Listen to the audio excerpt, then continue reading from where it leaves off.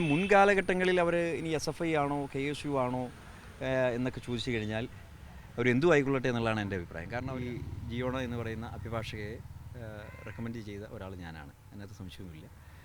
ഞാൻ ബഹുമാനപ്പെട്ട മുഖ്യമന്ത്രിക്ക് അദ്ദേഹം നിയമവകുപ്പ് കൈകാര്യം ചെയ്യുന്ന മന്ത്രി എന്നുള്ള നിലയിൽ ശുപാർശ നൽകിയിട്ടുണ്ട്. പ്രത്യേകിച്ചും ഈ നിയമനം എന്ന് പറയുന്നത് പരീക്ഷയുടെ അടിസ്ഥാനത്തിൽ നടക്കുന്ന ഒരു നിയമനമല്ലല്ലോ. സ്വാഭാവികമായും റെക്കമെൻഡേഷൻ ആവശ്യമായിട്ട് വരും. യോഗ്യതയുടെ അടിസ്ഥാനത്തിൽ സെലക്ഷനും ആവശ്യമായിട്ട് വരും. ഇതൊരു സെലക്ഷൻ പ്രോസസ്സാണ്.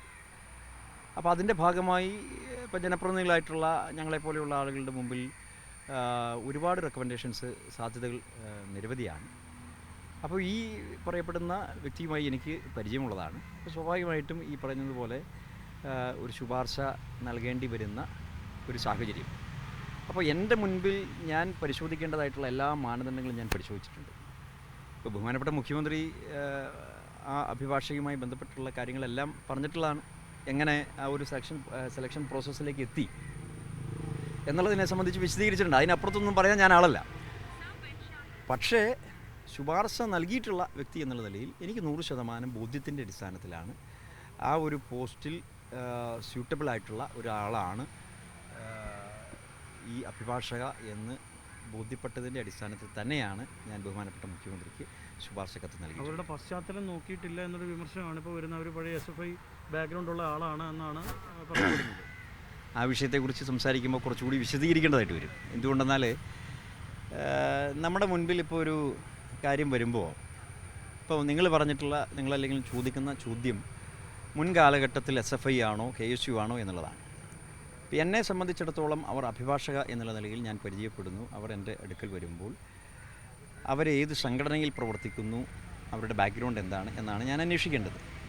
എനിക്ക് 100% ബോധ്യപ്പെട്ടു അവർ ഇന്ത്യൻ ലോയേഴ്സ് കോൺഗ്രസ് എന്ന് പറയുന്നത് കോൺഗ്രസ് പാർട്ടിയുടെ ഔദ്യോഗികമായിട്ടുള്ള അഭിഭാഷകരുടെ സംഘടനയാണ്. ആ സംഘടനയിൽ 2022 മുതൽ ആക്റ്റീവ് മെമ്പറായി പ്രവർത്തിക്കുന്ന വ്യക്തിയാണ് അവർ. അത് 100% എനിക്ക് ബോധ്യമുണ്ട്, ഞാൻ ബോധ്യപ്പെട്ടു. മാത്രമല്ല അതിനെ സംബന്ധിച്ച് ഇനി കൂടുതൽ ചർച്ച ആവശ്യമുണ്ടെങ്കിൽ എനിക്കറിയത്തില്ല. ഏതായാലും ആ കാര്യത്തിൽ ബഹുമാനപ്പെട്ട മുഖ്യമന്ത്രിയും കാര്യങ്ങൾ വിശദീകരിച്ചിട്ടുണ്ട്.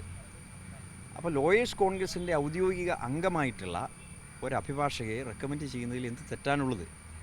പിന്നെ മുൻകാലഘട്ടങ്ങളിൽ അവർ ഇനി SFI ആണോ KSU ആണോ എന്നൊക്കെ ചോദിച്ചു കഴിഞ്ഞാൽ അവർ എന്തു ആയിക്കൊള്ളട്ടെ എന്നുള്ളതാണ് എൻ്റെ അഭിപ്രായം. കാരണം അവർ 2022 മുതൽ പിണറായി വിജയൻ കേരളത്തിൻ്റെ മുഖ്യമന്ത്രിയായി കേരളം അടക്കി ഭരിച്ചുകൊണ്ടിരുന്ന സമയത്ത് ഇന്ത്യൻ ലോയേഴ്സ് കോൺഗ്രസിൽ അംഗമായി ഒരു അഭിഭാഷക പ്രവർത്തിക്കുന്നു എന്ന് പറഞ്ഞാൽ അതൊരു അയോഗ്യതയായി എനിക്ക് തോന്നുന്നില്ല. അതൊരു അയോഗ്യതയാണോ എനിക്കറിയത്തില്ല അത് ഈ കാര്യത്തിൽ. അപ്പോൾ അതുകൊണ്ട് ആ കാര്യത്തിൽ എനിക്ക് 100% ബോധ്യമുണ്ട് എന്ന് ഞാൻ പറയുന്നതിന് വേണ്ടിയിട്ടാണ് ഞാനത് പറഞ്ഞത്. പ്രസിഡന്റ് ഉൾപ്പെടെ മറ്റൊരു നിലപാട് സ്വീകരിച്ച സംസ്ഥാന ഇത്തരത്തിൽ വലിയ തരത്തിലൊരു ചർച്ചയായി നിൽക്കുകയാണല്ലോ.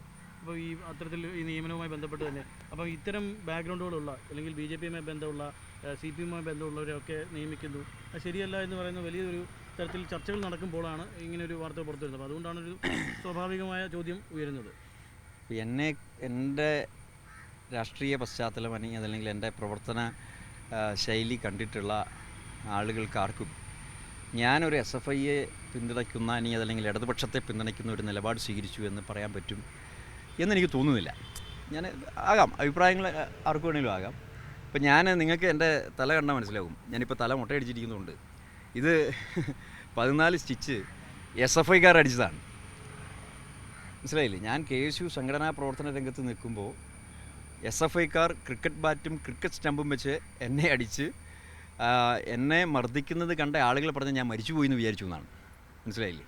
അതുകൊണ്ട് SFIയുടെ ഗുണവധികാരമൊന്നും എന്നോട് ആരും പറയേണ്ട കാര്യമൊന്നുമില്ല. SFI എന്താണെന്നും അവർ എത്രത്തോളം ഫാസിസ്റ്റ് നിലപാടുകളുമായി മുൻപോട്ട് പോകുന്ന സംഘടനയാണെന്നും ഒക്കെ എനിക്കറിയാം.